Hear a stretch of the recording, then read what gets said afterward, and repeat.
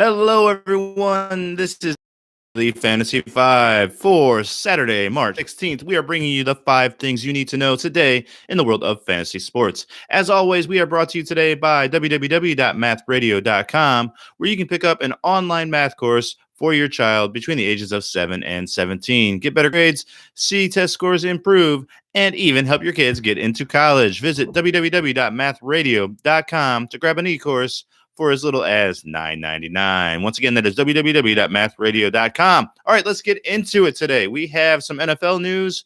It seems like the NFL news cycle will never stop. We also have, of course, some NBA games to talk about. And there's an early tip-off today since it is Saturday at 12:30 Eastern Standard Time. So be sure to check your lineups before they go live. All right, let's start with the NFL. The big news is that Tyreek Hill for the Kansas City Chiefs is under investigation for battery. We saw Kareem Hunt, who was with the Chiefs, just get suspended for 8 games. What will this mean for Tyreek Hill? We have no idea yet. We have no idea how serious these allegations are, if there's any truth to them or not. So, of course, you have to hold on to your judgment. However, this is not a good sign for Hill owners and Chief fans. So, do you want to dump him now? Probably not. If you have a dynasty league where you own Hill, I mean, obviously this is problematic. What do you do? I don't know. I think you have to think about it going forward. If someone's going to give you 80 or 90 cents on the dollar, I would probably take it. If you're being offered 50 cents on the dollar, I would say no. So that's where I would stand on Tyreek Hill. Not great news. Not great news. Okay, next up, we have Ryan Tannehill is finally no longer a Miami Dolphin. He was traded to the Tennessee Titans. So he will back up Mariota. I don't think he has any value. It certainly, I think, helps out the Titans, who will now have a better backup for when Mariota gets hurt. So I don't think either of those guys have any fantasy value at all, really. Where I see the fantasy implication here is who is going to be the Miami Dolphins starting quarterback. I mean, they could bring out a retread like not Blake Griffin. Griffin the third. You know, he used to play for Washington. What is his first name? I forget. But Griffin the third could be the quarterback. Who else is still out there? Man, I don't know.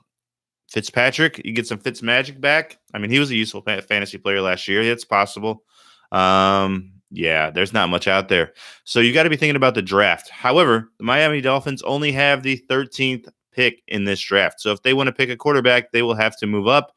And even then, do you see a rookie really having a fantasy year for the Miami Dolphins? I don't. So I think all of this is kaput unless they pick up Fitzpatrick. And then he might have some fantasy value on a game-to-game basis, depending on the matchups. All right, that's it for the NFL. Let's go to basketball. Last night, we got some bad news out of New Orleans. Jrue Holiday is likely out for the season, along with E'Twaun Moore. Neither player is expected to come back this year. Bad news for Jrue Holiday owners. He's been playing great all season. He will definitely be missed by fantasy owners. E'Twaun Moore, maybe not so much. Also for the Bucks last night, this is story number 4. Malcolm Brogdon hurt himself and did not return. I believe he bruised his knee. It was either his knee or his heel. I don't recall right now, but he's injured. Check it out. Monitor the situation because he's been getting, about 30 minutes a night, averaging about 15 points. So he's been a useful fantasy player. So we need to check his status going forward. And remember, NBA today tips off at 12:30, so check your lineups. Let me give you a sit and a start today for the NBA slate. The player I'm going to sit had his biggest fantasy game of his career last night, scoring 75 fantasy points. Wow! Julius Randle of the New Orleans Pelicans. He is on a back-to-back today. He's going for $8,500. So the thing I don't like about this matchup today is that he played 42 minutes last night. He's got to come back today and play again. There's no way he's repeating that production. To get value for 8,500, you're going to need to score like 45 fantasy points. I don't think it happens. I think he might get back to the 30s, but I certainly don't see him repeating his 70-point effort of last night, and I don't even see him getting in the 40s. So I would not be starting Julius Randle tonight in daily fantasy formats. The player I would be starting, I can't believe I'm going to say this, but Gordon Hayward. All right, they are playing at home against the Atlanta Hawks, who can't play a lick of defense. He's only going for 4,800. They obviously want to get him back on track. On Roto Grinders, he has the, I think, third highest predicted multiplier of 5.45 going tonight. So he seems like a safe bet, Even if he only scores, 25, 30 fantasy points, that's still great value for your team. So I would start Gordon Hayward and sit Julius Randle for tonight's matchups. All right, that's it for the Daily Fantasy 5 today, Saturday, March 16th. We'll be back tomorrow. And enjoy your day. Go visit www.mathradio.com. See you tomorrow. Bye for now.